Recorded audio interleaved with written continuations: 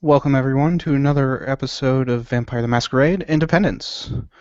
We open up the scene with Logan currently tied down to a bed with a stake in his chest. Throughout the night, they had put a new stake into the front of his chest and taking the one out of his back. And just to be extra cautious, they chained him down to the bed, just in case it'd slip out. Despite being staked, you are still conscious of everything going on around you. Uh, do I If feel hungry? Did they feed me? you have not been fed yet. Okay. Um, though this is later that same night, because we can't have you going to 0 blood points due to a new day. Um, so this is closer to dawn now. Um, when Morgan will walk in to the room, and draped on her arm is a just as equally beautiful redhead with blue eyes. Shit. Um, the redhead with blue eyes is looking up at Morgan, entranced. Do I know this red-headed woman? Did I see her before? No, In my small times. you've never seen this person before. Mm-hmm. This being before.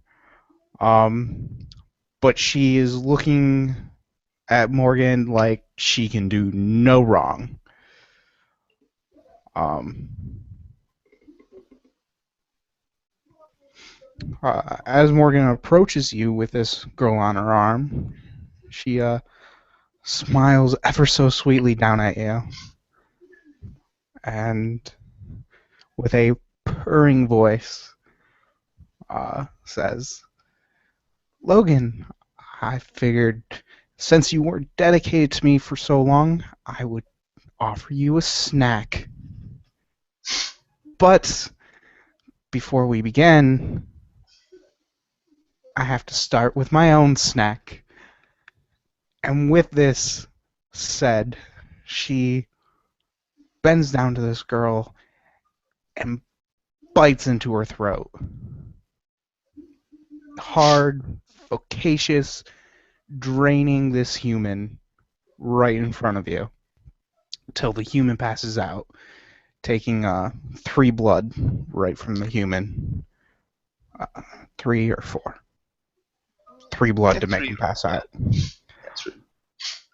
And instead of closing the wound when she releases her bite, uh, she leaves it open, flowing, letting the smell permeate through the air.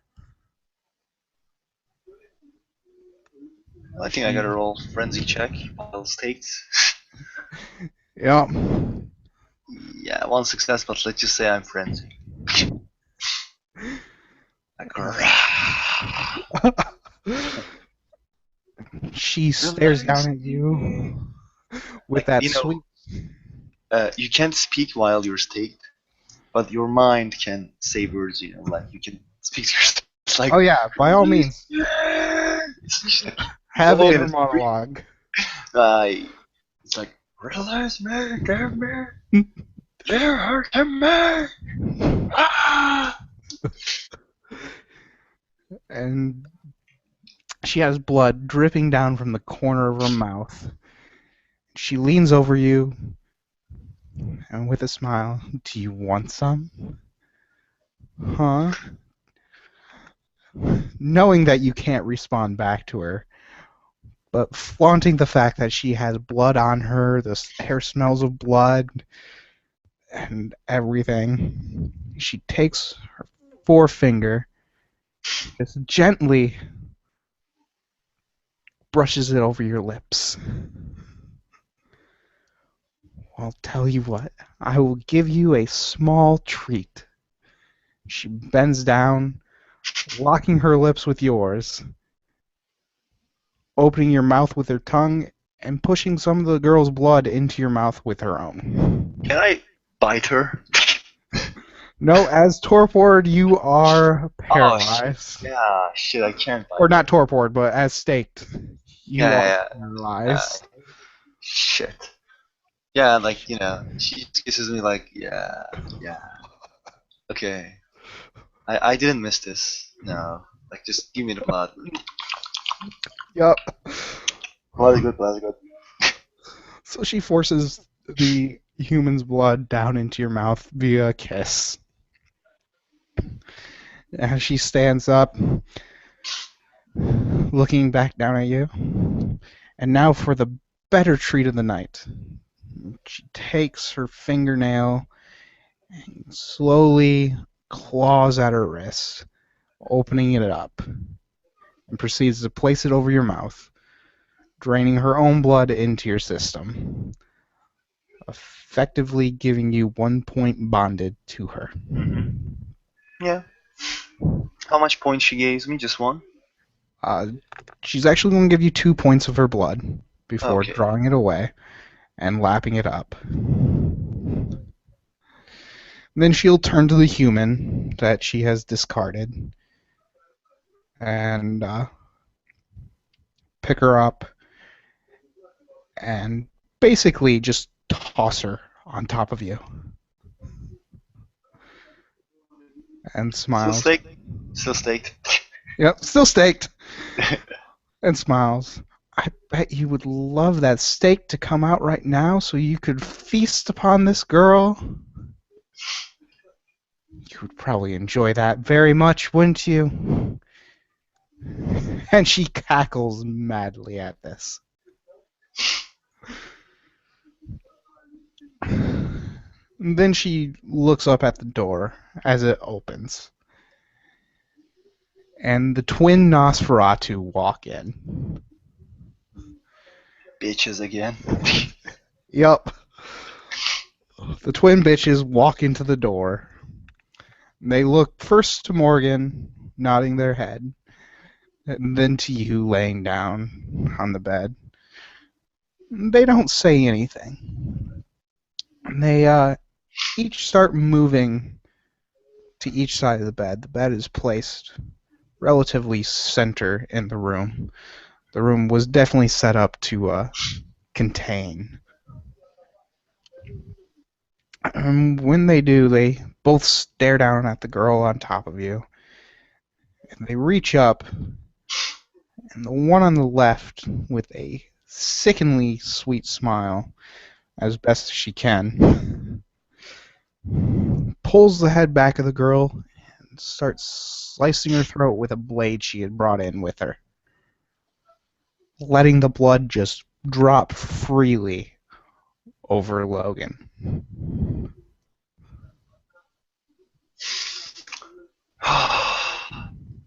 I'm drinking the blood. Unintentionally, actually. Yeah, any blood that splashes up into your mouth will go in, but it's just a spray at this point as they make you watch this girl bleed out over top of you. And then they both look at each other and, as if connected by thought, they both lean down, each taking one of your wrists and biting into it. That searing pain flashing through your body, while the one that was holding the girl's head shoves the girl over your body, so you're drinking while they're taking from you. Effectively, this is going to drop you back down to 2 blood points, while they force you to drain what is left of the girl. Yeah. The Logan is just like, yeah, bitches.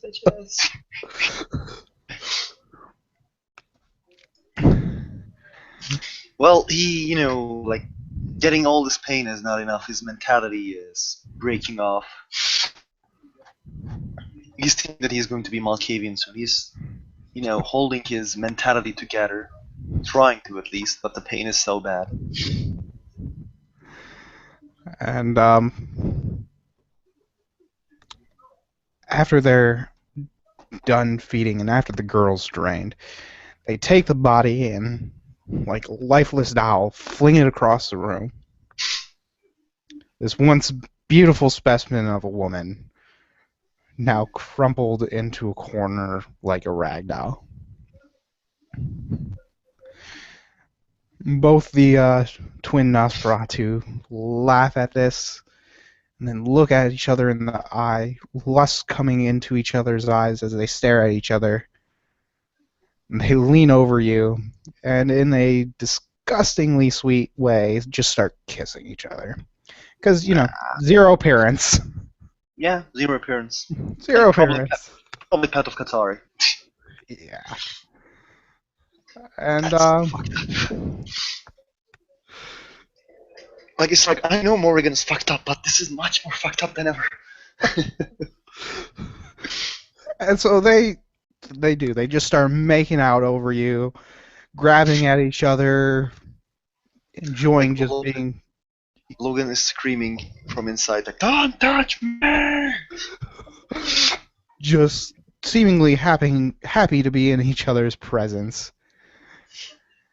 At which point Morgan, who had moved to the corner of the room, and they both stop and almost break away like two guilty little children, being caught doing naughty things in their own bedroom.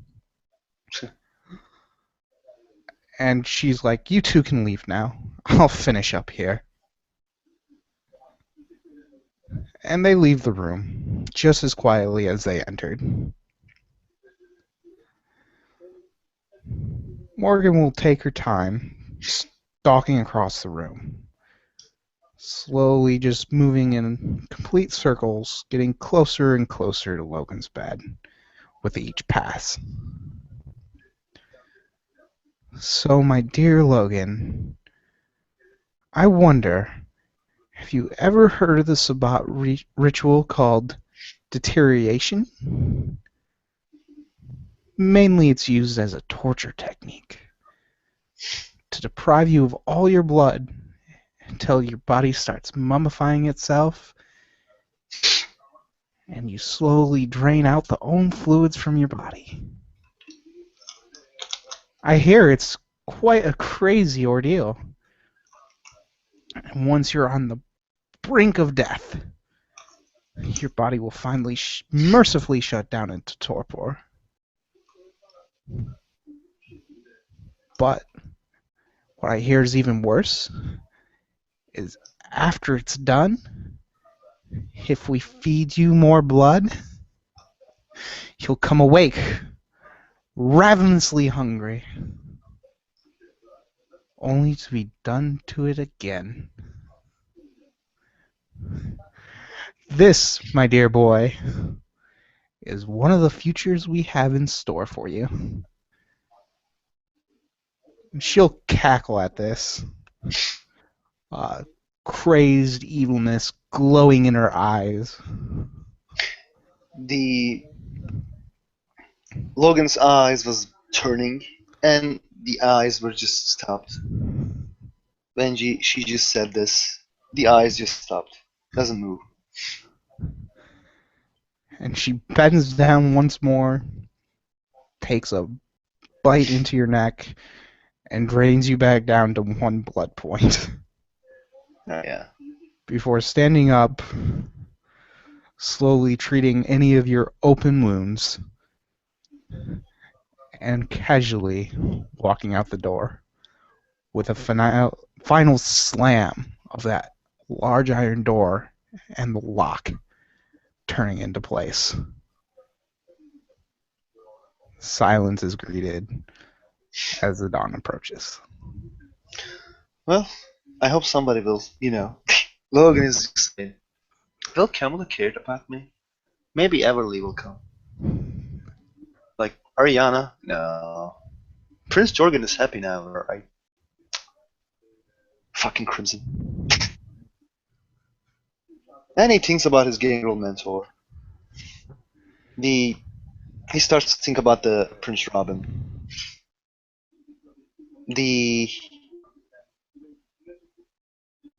Jason, that the gangrel that he met at the Desert Rose, and well, he starts to think about the girl that Chel's girlfriend. Doesn't think about Chell. Chell's a cative. Then Mitch comes to his mind with Lucas and Billy Bobby. While they're having happy fun with each other, he is here doing stupid stuff upon him, and he starts to cry in his own mind.